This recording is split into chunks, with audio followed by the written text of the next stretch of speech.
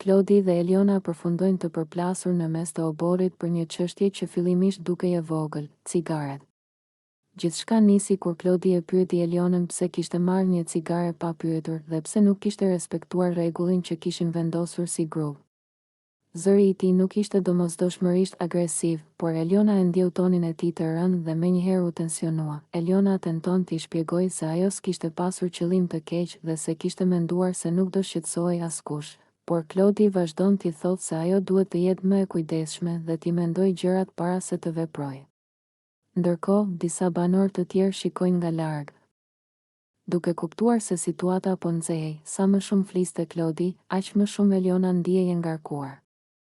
Nuk ishte thjesht puna e një cigareje, ishin tensionet e ditëve të fundit, komentet e banorëve dhe stresi i lojës.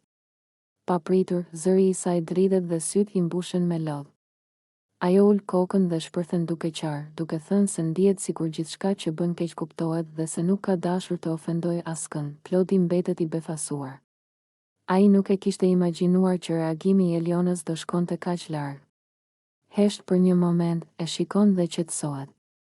Ndjen faj sepse e kupton që ndoshta e teproi me qortimet dhe me mënyrën si i foli. Pas pak çastesh, Klodi afrohet ngadalë.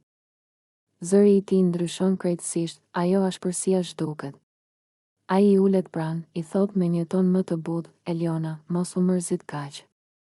Nuk kam pasur qëllim të të lëndoj. Thjesht doja të sqaronim situatën.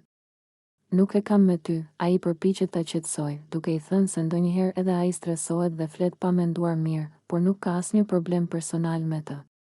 Eliona fshin lotët, merr frym thellë dhe ndihet pak më mirë nga afrimi i tij dhe mënyra si ai po e trajton tani. Situata zbutet dhe të dy, megjithse ende pak të ngarkuar, fillojnë të flasin më qetë.